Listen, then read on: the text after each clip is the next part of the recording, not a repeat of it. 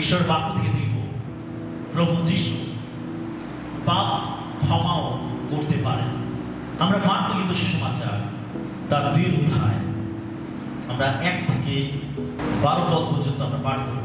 Mark লিখিত সুসমাচার 2 অধ্যায় 1 থেকে 12 পদ। কয়েক দিবস পরে তিনি আবার কফরনাহুমে চলিয়া আসিলে শোনা গেল যে তিনি ঘরে আছেন। আর এত লোক তাহার নিকটে একত্র হইল যে দ্বারের কাছেও আর স্থান রহিল না। আর তিনি তাহাদের কাছে বাক্য প্রচার করিতে লাগিলেন। তখন লোকেরা 4 জন লোক দিয়া একজন পক্ষঘাতীকে বহন করাইয়া তাহার কাছে আনিতেছিল। কিন্তু ভিড় উপযুক্ত তাহার নিকটে আসিতে না পারাতে তিনি যেখানে ছিলেন সেই স্থানের ছাদ খুলিয়া ফেলিল, আর ছিদ্র করিয়া যে খাটে পক্ষাঘাতী শুইয়াছিল তাহা নামাইয়া দিল। তাহাদের বিশ্বাস দেখিয়া যিশু সেই পক্ষাঘাতীকে কহিলেন, বৎস, তোমার পাপ সকল ক্ষমা হইল। কিন্তু সেখানে কয়েকজন অধ্যাপক বসিয়াছিল। তাহারা মনে মনে এইরূপ তর্ক করিতে লাগিল, এ ব্যক্তি এমন কথা কেন বলিতেছে?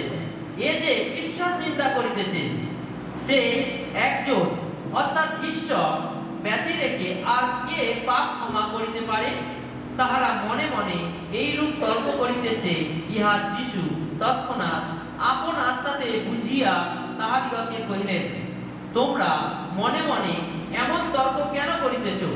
কোনটা সহজ, পক্ষাঘাতীকে তোমার পাপ ক্ষমা হইল বলা, না ওঠো তোমার শয্যা তুলিয়া বেড়াও বলা?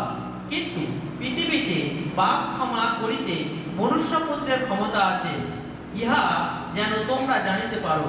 এই জন্য তিনি সেই পক্ষাঘাতীকে বলিলেন, তোমাকে বলিতেছি, ওঠো তোমার খাট তুলিয়া লইয়া তোমার ঘরে যাও। তাহাতে সে উঠিল ও তৎক্ষণাৎ খাট তুলিয়া লইয়া সকলের সাক্ষাতে বাহিরে চলিয়া গেল। ইহাতে সকলে অতিশয় আশ্চর্যান্বিত হইল, আর এই বলিয়া ঈশ্বরের গৌরব করিতে লাগিল যে এমন কখনো দেখি নাই।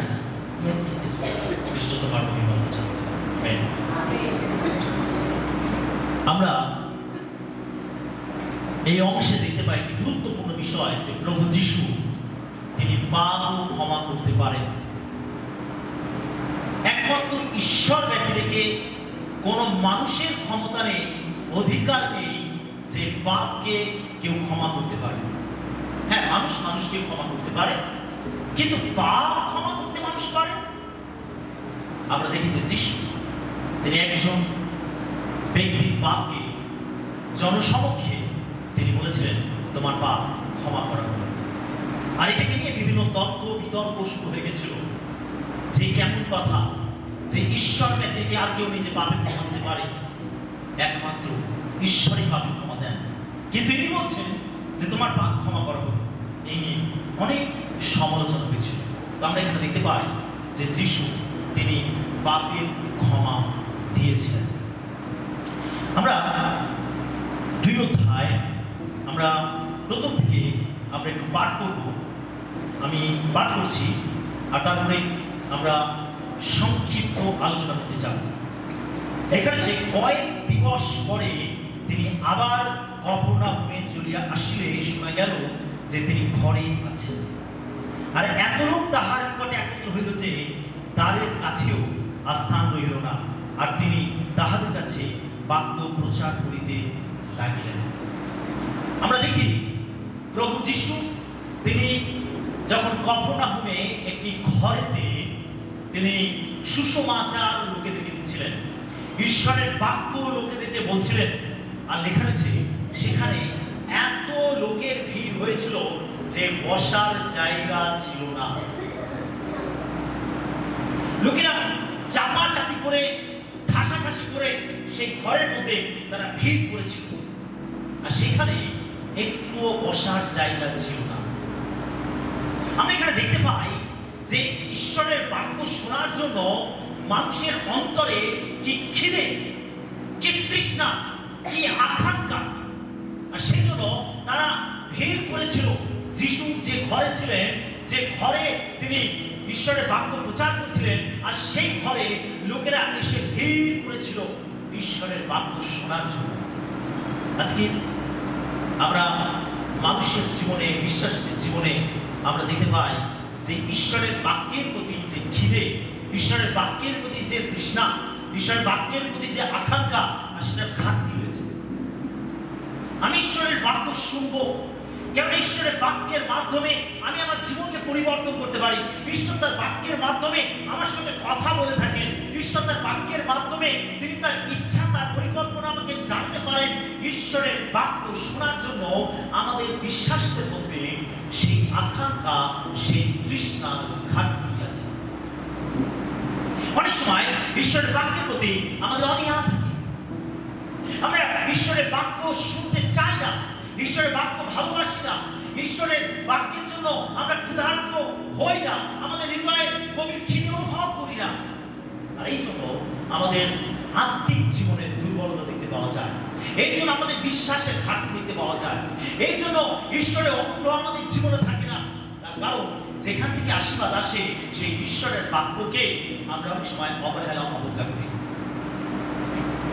আমরা এখানে দেখতে পাই যিশু যে ঘরে তিনি ঈশ্বরের বাক্য বলছিলেন, আর সেখানে লোকেরা চাপাচাপি করে, ঠাসাঠাসি করে সেখানে তারা জমায়েত হয়েছিল, তারা সমবেত হয়েছিল, তারা ঈশ্বরের বাক্য শুনছিল। লেখা রয়েছে সেখানে, লেখা রয়েছে 2 পদে, আর এত লোক তাহার নিকট একত্র হইল যে দ্বারের কাছেও আর স্থান রহিল না। Amen, hallelujah, hallelujah, hallelujah. লেখা রয়েছে দ্বারের কাছে, দরজার কাছেও একটুকু জায়গা ফাঁকা ছিল না। এত লোকের ভিড়, ভেতরে ঢোকা তো দূরের কথা, দরজার কাছে দাঁড়ানোর মতো জায়গা ছিল না। এত লোক চাপাচাপি করে সেই ঘরে ভিড় করেছিল যিশুর কাছ থেকে ঈশ্বরের বাক্য শোনার জন্য। মানুষ অনেকে খিদে ছিল ঈশ্বরের বাক্য শোনার জন্য, মানুষের জীবনে কি আকাঙ্ক্ষা ছিল ঈশ্বরের বাক্য শোনার জন্য। আজ ঈশ্বরের বাক্যের জন্য মানুষের জীবনে খিদে কমে গেছে। মানুষের জীবনে কি রয়েছে? মানুষের জীবনে রয়েছে চিহ্ন কাজ, অলৌকিক কাজ। মানুষ শুধু চায় আশীর্বাদ, মানুষ শুধু চায় বৃদ্ধি, উন্নতি, মানুষ শুধু চায় অলৌকিক কার্য, চিহ্ন কার্য। কিন্তু ঈশ্বরের বাক্যের জন্য মানুষের জীবনে খিদে কমে যাচ্ছে। আর আমার সভাপতিদের এই বিষয় নিয়ে ভাববানি করা রয়েছে। ঈশ্বর বলছে, আমি শেষ সময় দুর্ভিক্ষ পাঠাবো, আর সেটা খাদ্যের নয়, জলের নয়, কিন্তু আমি আমার বাক্যের দুর্ভিক্ষ পাঠাবো। আমি যত প্রভুর দিন এগিয়ে আসবে, আর ততই কিন্তু ঈশ্বরের বাক্যের জন্য দুর্ভিক্ষ দেখা দেবে। আজ আমাদের কাছে সুযোগ আছে, আজ আমাদের কাছে সুবিধা আছে ঈশ্বরের বাক্য শোনার জন্য, ঈশ্বরের বাক্য পাওয়ার জন্য, ঈশ্বরের বাক্য লাভ করার জন্য। কিন্তু সেই দিন আসছে প্রিয় বিশ্বাসী, যেদিন হয়তো আপনি জনসমক্ষে ঈশ্বরের বাক্য পাঠ করতে পারবেন না। সেই দিন আসছে যেদিনে ঈশ্বর তার ধার্মিক লোকেদেরকে তুলে নেবে, র্যাপচার হয়ে যাবে, আর সেই দিনে ঈশ্বরের বাক্য বলার লোক থাকবে না। আজকে যারা তুচ্ছ তাচ্ছিল্য করছে, আজকে যারা অবহেলা করছে, একদিন তার ঈশ্বরের বাক্য শুনতে চাইবে। ও হে, আমাকে ঈশ্বরের বাক্য শোনাও, আমি ঈশ্বরের বাক্য শুনতে চাই, আমি একটু পরিত্রাণ পেতে চাই, আমি উদ্ধার পেতে চাই। কিন্তু সেই দিনে ঈশ্বরের লোকেরা থাকবে না, তাদেরকে তুলে নেওয়া হবে। আর সেদিন ঈশ্বরের বাক্যে দুর্ভিক্ষ দেখা দেবে। আজ আমাদের কাছে সুযোগ আছে, সেই জন্য ঈশ্বরের বাক্যের জন্য যেন আমরা ক্ষুধার্ত হই, তৃষ্ণার্ত হই। Amen, hallelujah. যেটা আপনাকে পরিবর্তন করে, যে পরিবর্তন অনন্তকাল স্থায়ী, সেই পরিবর্তন আসে ঈশ্বরের বাক্যের মাধ্যমে। আমেন। অনেকে অলৌকিক কাজ পায়, অনেকে চিহ্ন কাজ পায়, অনেকে ঈশ্বরের অনেক বড় বড় কাজ পায়, কিন্তু অনেকে সেটাকে ধরে রাখতে পারে না, বা সেটা দ্বারা সে তার জীবনকে পরিবর্তন করতে পারে না। তারা সাময়িক, তারা কিছু চিহ্ন কাজ দেখে, সাময়িক কিছু আশীর্বাদ লাভ করে, কিন্তু তারা সেটা ধরে রাখতে পারে না। কিন্তু যারা ঈশ্বরের বাক্যের দ্বারা নিজেকে পরিবর্তন করবে, তারা কখনো প্রভু থেকে সরে যাবে না। আমেন। সেজন্য ঈশ্বরের বাক্য আমাদের জীবনকে পরিবর্তন করে। আর তাই ঈশ্বরের বাক্যের জন্য আমাদেরকে কি করতে হবে? চাপাচাপি করতে হবে, ঠাসাঠাসি করতে হবে। অর্থাৎ আমাদের খিদে, আমাদের তৃষ্ণাকে বৃদ্ধি করতে হবে। তো সকলে জুড়ে বলি আমেন। আর তো আমরা দেখতে পাচ্ছি যিশু ঘরের মধ্যে রয়েছেন কফরনাহুমে। তিনি একটি ঘরের মধ্যে তিনি ঈশ্বরের বাক্য প্রচার করছেন, আর লোকেরা এত ভিড় করেছিল যে দরজার কাছে একটুকু জায়গা ছিল না। আর এরকম সময় আমরা দেখতে পাই তখন তিব্বতে তখন লোকেরা 4 জন লোক দিয়া একজন পক্ষঘাতীকে বহন করাইয়া তাহার কাছে আনিতেছিল। যখন এরকম অবস্থা হতে পারে, ঘরটা অনেক বড় ছিল, তখনকার দিনে আমরা দেখতে পাই যে এত ঘনবসতি ছিল না, আর তখনকার দিনে ঘরগুলো এত ছোট ছোট ছিল না, তাদের অনেক জায়গা ছিল, তারা বড় বড় ঘর তারা তৈরি করত। আর আমরা দেখতে পাই যে এইরকম একটা পরিস্থিতিতে কয়েকজন ব্যক্তি একজন পক্ষঘাতীকে তারা খাটিয়ায় করে, তারা কাঁধে করে বয়ে নিয়ে আসছিল। তারা এই বিশ্বাস নিয়ে আসছিল যে আমরা যদি একে একবার যিশুর কাছে নিয়ে যেতে পারি তাহলে এ সুস্থ হয়ে যাবে। কিন্তু এদিকে কি পরিবেশ, কি পরিস্থিতি আমরা দেখতে পাচ্ছি, লেখা রয়েছে দরজার কাছেও বসার জায়গা ছিল না। এত ভিড় যে দরজার কাছেও বসার জায়গা ছিল না। আর 4 জন ব্যক্তি একজন পক্ষঘাতীকে কাঁধে করে বয়ে নিয়ে আসছে, যিশুর কাছে নিয়ে যাবে, যিশুর সামনে নিয়ে যাবে, যেন যিশু তাকে সুস্থতা দান করে। তো এই 4 জন ব্যক্তি তারা কাঁধে করে খাটিয়ায় মধ্যে শুয়ে এই পক্ষঘাতীকে বয়ে নিয়ে আসছে। আর এদিকে আমরা দেখতে পাচ্ছি যে দরজার কাছেও জায়গা নেই। যিশুর কাছে পৌঁছানো তো দূরের কথা, দরজার কাছেও কোনো জায়গা ছিল না। আমরা 4 পদে দেখি, কিন্তু ভিড় প্রযুক্ত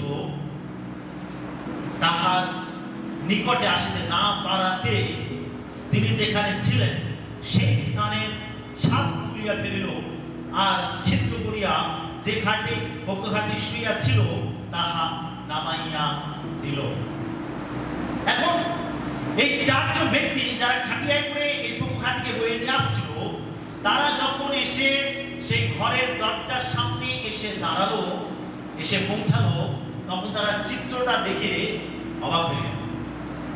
তারা দেখলো অনেক একটু জায়গা নেই যে আমরা এই অসুস্থ লোকটাকে যিশুর কাছে নিয়ে যাব, একটু জায়গা ফাঁকা নেই, আমরা কি করে নিয়ে যাব?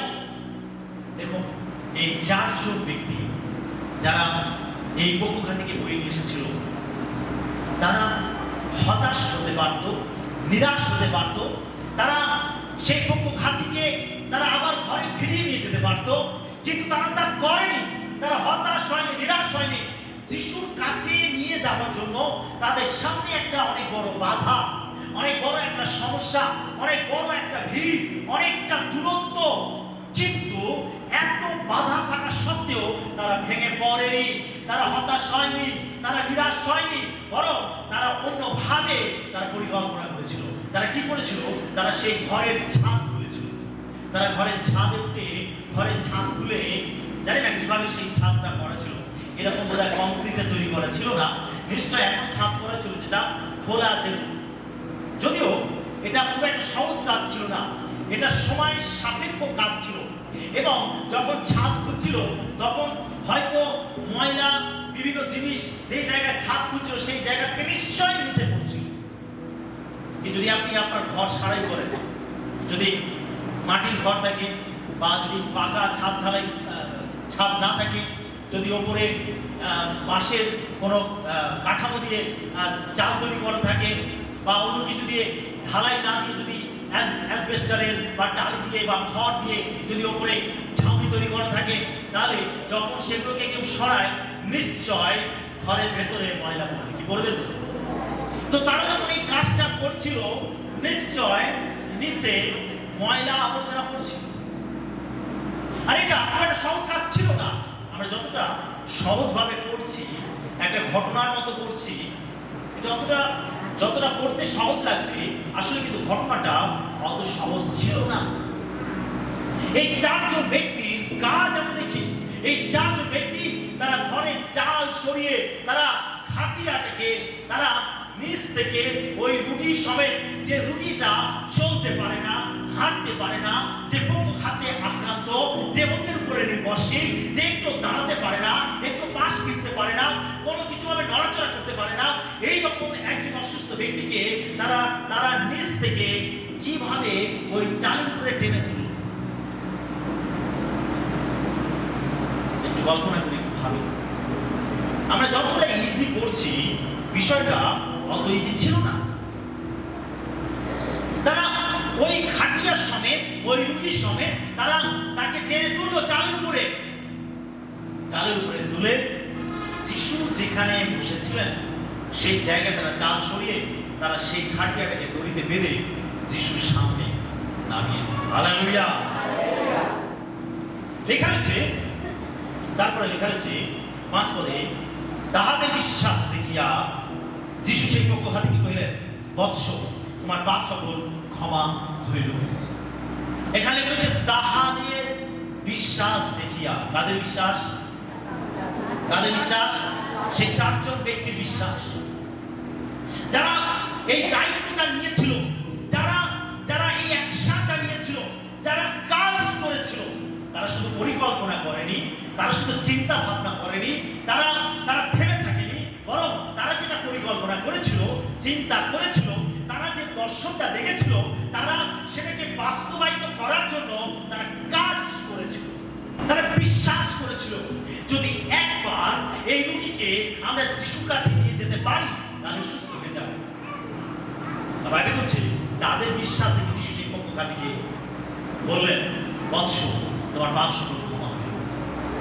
প্রিয় বিশ্বাসী, এখানে এই পক্ষঘাতীর বিশ্বাসের উপরে যিশু তাকে সুস্থতা দেন।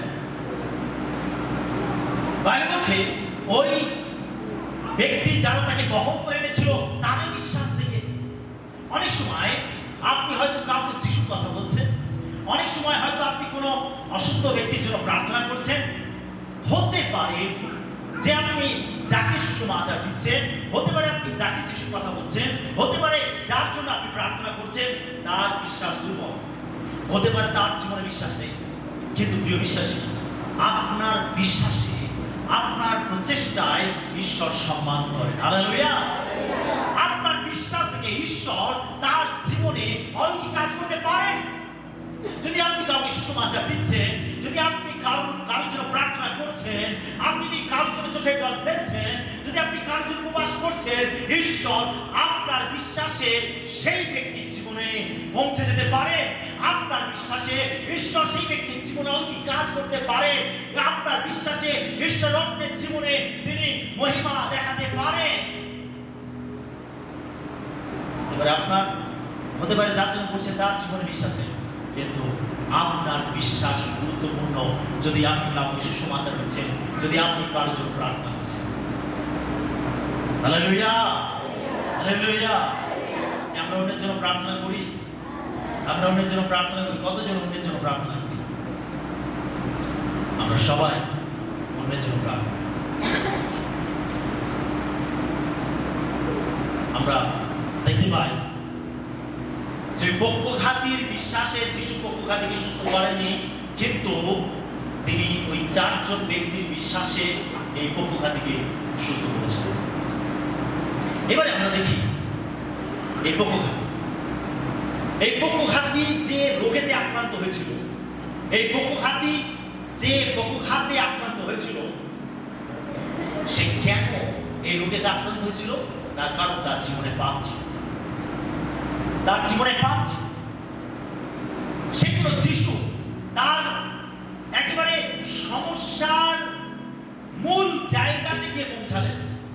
কোথায় এর সমস্যাটা রয়েছে, কোথায় থেকে এই রোগটা তার জীবনে এসেছে, এই রোগটা আসার কারণ কি, তিনি একেবারে তার গড়ায় গেলেন, একেবারে তার গভীরে গেলেন। তার জীবনে এই যে রোগেতে সে আক্রান্ত, তার কারণ ছিল তার জীবনের পাপ। পাপ আমাদের জীবনে রোগ পীড়া নিয়ে আসে, পাপ আমাদেরকে অসুস্থ করে দেয়, পাপ আমাদের জীবনে বিভিন্ন ব্যাধি নিয়ে আসে। পাপের কারণে মানুষ অসুস্থ হয়। আর এই পক্ষঘাতী সে তার পাপের জন্য অসুস্থ হয়েছিল, পাপ তার জীবনে ছিল। আজ বহু মানুষ তাদের পাপের জন্য তারা অসুস্থ। সব রোগ নয়, সব ক্ষেত্রে নয়, কিন্তু অনেক ক্ষেত্রে মানুষ তার পাপের জন্য অসুস্থ হয়। একবার একটা প্রার্থনা সভায় একজন যখন প্রার্থনা দেওয়া হচ্ছিল, তখন একজন ব্যক্তি, তার যথেষ্ট বয়স হচ্ছে 55-60-এর মধ্যে আমার অনুমান, আর তিনি প্রার্থনা লাইনে দাঁড়িয়েছেন আর তার পায়ের পাতাটা একেবারে মুছে গেছে, গন্ধ হচ্ছে। আর তিনি যখন লাইনে দাঁড়িয়েছেন, যখন তার জন্য প্রার্থনা করছে, তখন প্রভু একটা প্রত্যাদেশ দিলেন তার সামনে। প্রভু জানলেন যে এটা তার জীবনে, এই যে রোগটা, এটা তার জীবনে একটা অভিশাপ, এটা তার জীবনে একটা অভিশাপ। যখন প্রভু এই প্রত্যাদেশ দিলেন, আমি যখন তাকে বললাম যে এটা আপনার এই যে রোগটা, এটা একটা অভিশাপ, এটার পিছনে একটা অভিশাপ হয়েছে, তখন তিনি, সেই ব্যক্তি, তিনি বলছেন যে অনেক বছর আগে আমি আমার মাকে পা দিয়ে লাথি মেরেছি, আর তিনি আমাকে অভিশাপ দিয়েছিলেন যে তোর এই পা মুছে যাবে। সেটা সঙ্গে সঙ্গে ঘটেনি, কিন্তু একটা সময় এসেছিল যখন সে এই রোগে আক্রান্ত হয়েছিল। যখন এই রোগে সে আক্রান্ত হয়েছিল, সে অনেক চিকিৎসা করেছে, অনেক ডাক্তার দেখিয়েছে, কিন্তু কোনো কিছুতেই তার ভালো ফল হয়নি। অবশেষে সে যিশুর সামনে এসেছে। এখন এই মায়ের উচিত হয়নি ছেলেকে অভিশাপ দেওয়া, এবং এই ছেলের তো উচিতই নয় মাকে পা দিয়ে লাথি।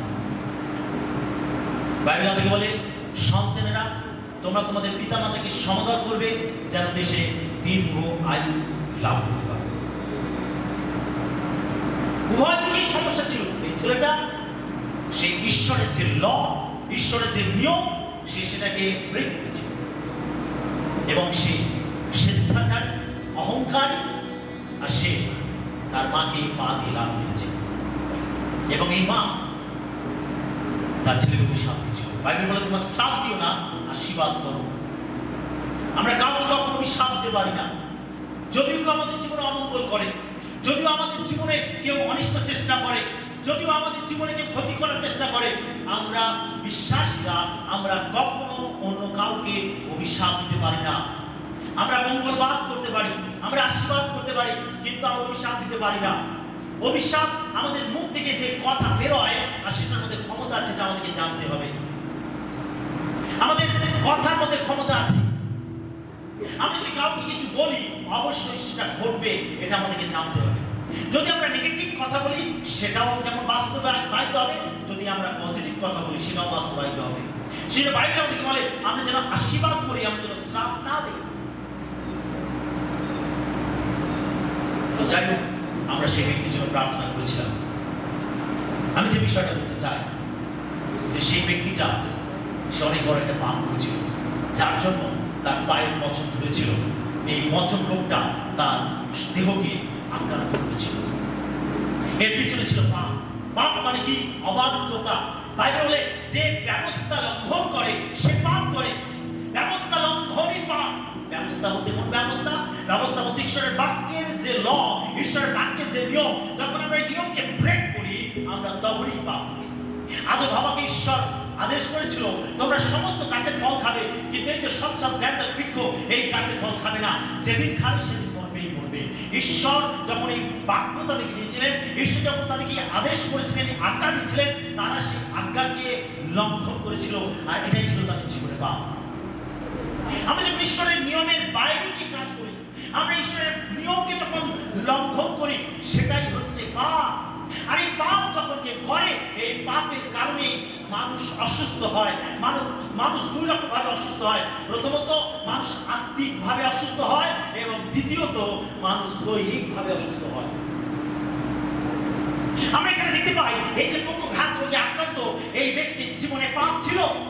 যিশু একেবারে তার গভীরে গেলেন, তার এই সমস্যার গভীরে গেলেন এবং তিনি সেই সমস্যার কথা বললেন, বৎস, তোমার যে বহু পাপ তা ক্ষমা করা। হালেলুয়া। এই যে রোগ তোমার জীবনে রয়েছে, এই রোগের কারণ তুমি পাপ করেছো, তুমি পাপের কারণে অসুস্থ হয়েছো, আর বৎস, আমি তোমাকে বলছি, তোমার যে পাপ সেই পাপ ক্ষমা করা। প্রিয় বিশ্বাসী, পাপ একমাত্র যিশুই পারেন ক্ষমা করতে। পৃথিবীতে আর কারো ক্ষমতা নেই যে কেউ আপনার পাপকে ক্ষমা করতে পারে। একমাত্র যিশুই আমার আপনার পৃথিবীর সমস্ত মানুষের পাপকে তিনি ক্ষমা করতে পারেন। এটা জোরে বলি হালেলুয়া। আর কেউ নেই। মানুষ পাপের ক্ষমার জন্য কত কিছু আচার অনুষ্ঠান পালন করে, মানুষ তার পাপের ক্ষমার জন্য কত কিছু দান ধ্যান করে, মানুষ তার পাপের ক্ষমার জন্য সে কত রকম সাংস্কৃতিক বিষয়গুলো করে, সে তার পাপের ক্ষমার জন্য কত কিছু বলিদান করে। কিন্তু প্রিয় বিশ্বাসী, যা কিছু করার সব কিছু যিশু কালভারি ক্রুশের উপরে করেছেন আমাদের পাপের প্রায়শ্চিত্তের জন্য। সেজন্য পাপের ক্ষমার জন্য আমাদেরকে কিছু করতে লাগবে না, আমাকে আপনাকে শুধু যিশুর উপরে বিশ্বাস করতে হবে। আমেন। তাহলে আমরা পাপের ক্ষমা পেতে পারি। একমাত্র যিশুই পাপের ক্ষমা দিতে পারে। আমেন। যখন যিশু তিনি বললেন, বৎস, তোমার যে বহু পাপ তা ক্ষমা করা হলো, যখন যিশু এই পাপ ক্ষমা করছিলেন, দেখো সেখানে কিছু ফরিসিরা ছিল যারা যিশুর বিরোধিতা করত, সেখানে কিছু অধ্যাপকেরা ছিল যারা যিশুর ভুল ধরার চেষ্টা করত। তারা সঙ্গে সঙ্গে নিজের মধ্যে আলোচনা করতে আরম্ভ করে দিল, আরে এই কেমন কথা, একমাত্র ঈশ্বর ব্যতিরেকে আর কে আর কার এত ক্ষমতা আছে যে পাপ ক্ষমা করতে পারে? আর ইনি কিনা বলছে যে ইনি পাপ ক্ষমা করে দিচ্ছেন। তারা যখন মনে মনে এরকম আলোচনা করছে, তখন যিশু নিজে বুঝতে পারছেন। দেখুন 6 পদে লেখা রয়েছে, কিন্তু সেখানে কয়েকজন অধ্যাপক বসিয়া ছিল, তারা মনে মনে এইরূপ তর্ক করিতে লাগিল, এই ব্যক্তি এমন কথা কেন বলিতেছে? এ যে ঈশ্বর নিন্দা করিতেছে, সেই একজন অর্থাৎ ঈশ্বর ব্যতিরেকে আর কে পাপ ক্ষমা করিতে পারে? তারা মনে মনে এইরূপ তর্ক করিতেছে, ইহা যিশু তৎক্ষণাৎ আপন আত্মাতে বুঝিয়া তাহার দিগকে কহিলেন, তোমরা মনে মনে এমন তর্ক কেন করিতেছ?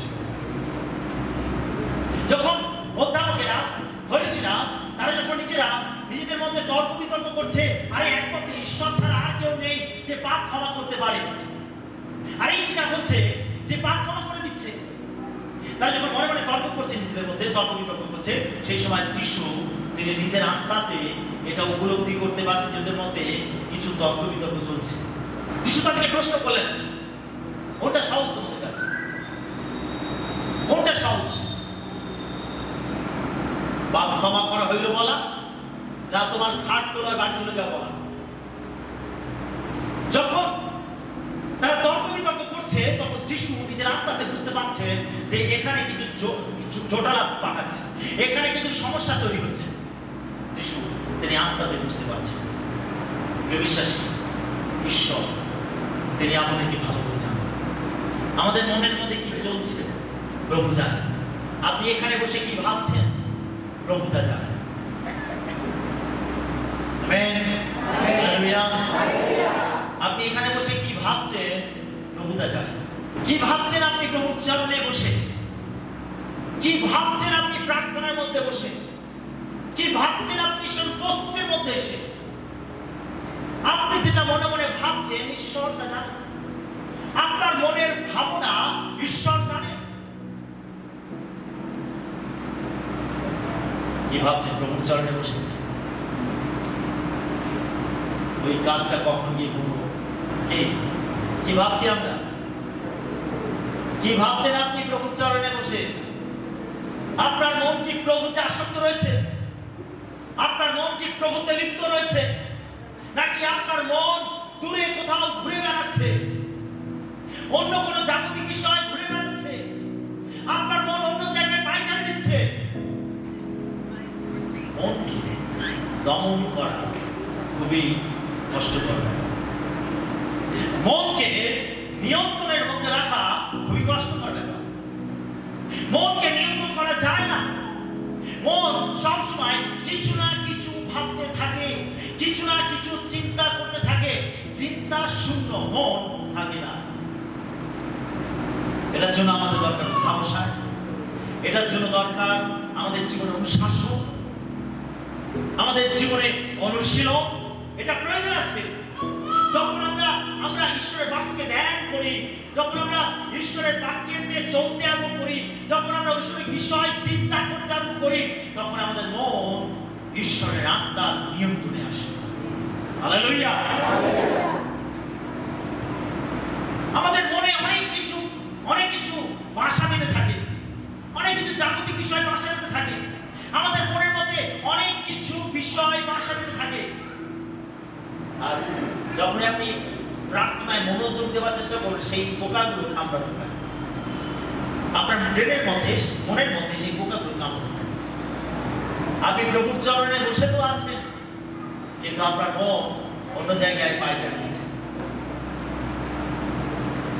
আর এইরকম প্রার্থনায় ঈশ্বর সাড়া দেন না, এরকম প্রার্থনায় ঈশ্বর উত্তর দেন না, এরকম প্রার্থনায় ঈশ্বর কি কাজ করেন না, এরকম প্রার্থনায় ঈশ্বর নিজেকে প্রকাশ করেন না।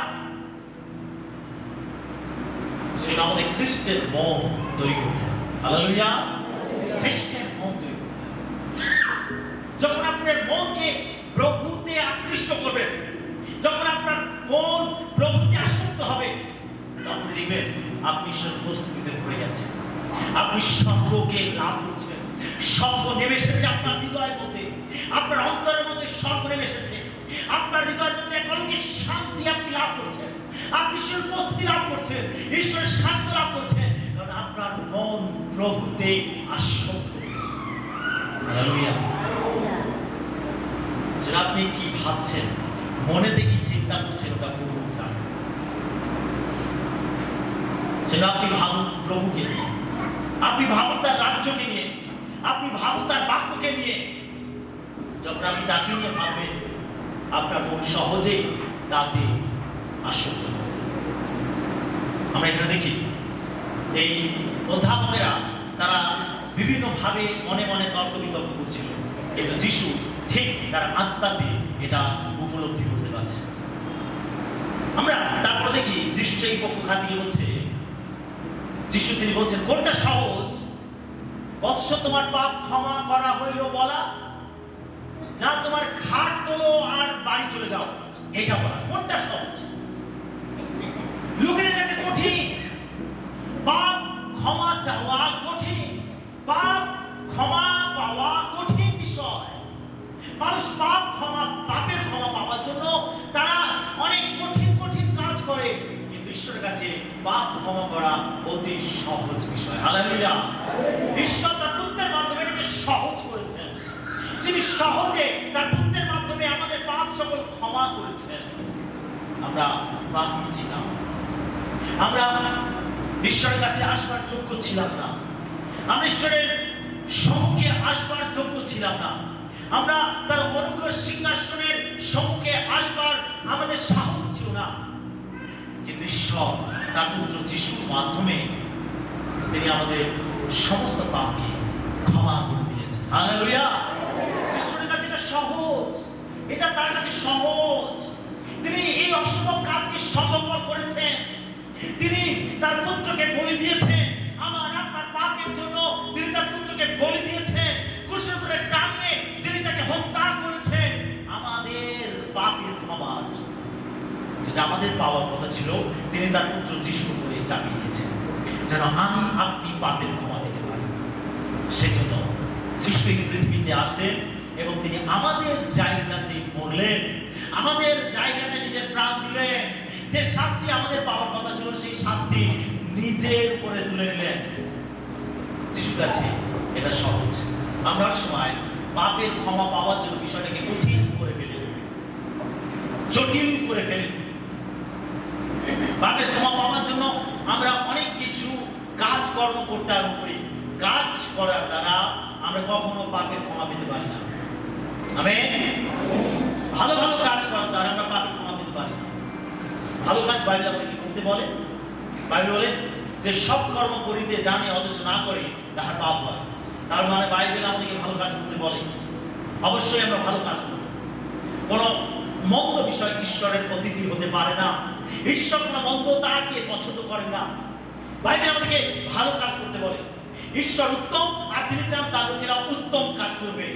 কিন্তু এই উত্তম কাজের দ্বারা, ভালো কাজের দ্বারা আমরা কখনো পাপের ক্ষমা পেতে পারি না। মানুষ বিভিন্ন কাজকর্ম করে।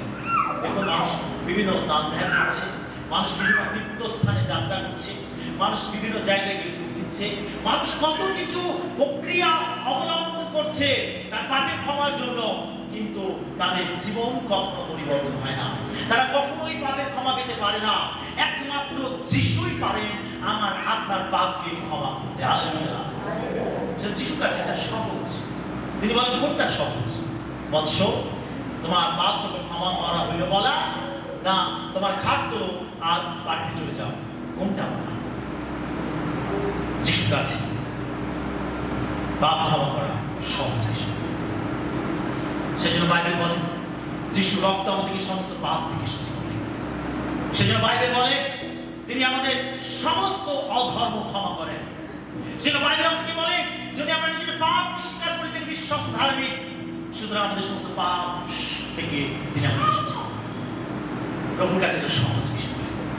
যদি আমরা পাপের মধ্যে থাকি, কোনো জাগতিকতার মধ্যে থাকি, কোনো মন্দতার মধ্যে থাকি, কোনো নেশা ভারের মধ্যে থাকি, কোনো বদ্ধব্যাসের মধ্যে থাকি, কোনো কামনা বাসনার মধ্যে থাকি, আমরা যেন প্রভুর কাছে ফিরে আসি এবং তাকে বলি, প্রভু এই সহজ বিষয়টা আমি আমার জীবনে পেতে চাই। এটা আমার কাছে কঠিন, কিন্তু এটা তোমার কাছে সহজ। তুমি আমার মতো পাপীকে ক্ষমা করে দাও। যদি আমরা তার কাছে ফিরে আসি, সমস্ত হৃদয় নিয়ে তার কাছে ফিরে আসি, অনুতাপের সঙ্গে তার কাছে ফিরে আসি, তিনি সহজেই আমাদের পাপকে ক্ষমা করে দেবেন। হালেলুয়া। তারপরে আমরা দেখি যিশু এই পক্ষার থেকে বললেন যে তুমি তোমার খাট তোলো আর বাড়ি চলে যাও। দেখুন, সে তার পাপের কারণে অসুস্থ হয়েছিল। সে তার পাপের কারণে পক্ষঘাত রোগে আক্রান্ত হয়ে শয্যাশায়ী হয়েছিল, তার পাপের কারণে। যখন প্রভু যিশু তিনি তার পাপকে ক্ষমা করলেন, যখন তার পাপ নিজের উপরে তুলে নিলেন, তিনি তাকে কি বললেন যে তুমি তোমার খাট তোলো আর বাড়ি চলে যাও। যখনই তার জীবন থেকে সেই পাপের বোঝা সরে গেল, নেমে গেল, আর সঙ্গে সঙ্গে সে যে কখনো হাঁটেনি, যে চলতে পারেনি, যে অন্যের উপরে নির্ভরশীল, দেখুন সে সম্পূর্ণ সুস্থ হয়ে গেল। হালেলুয়া। সে নিজের খাট তুললো আর সে বাড়ি চলে গেল। যে চারজন তাকে যিশুর কাছে পৌঁছাতে সাহায্য করেছিল, সেই চারজন কোথায় রয়েছে? কোথায় রয়েছে সেই চারজন? চালের উপরে। তারা উপর থেকে, ব্যালকনি থেকে তারা দেখছে কি হচ্ছে।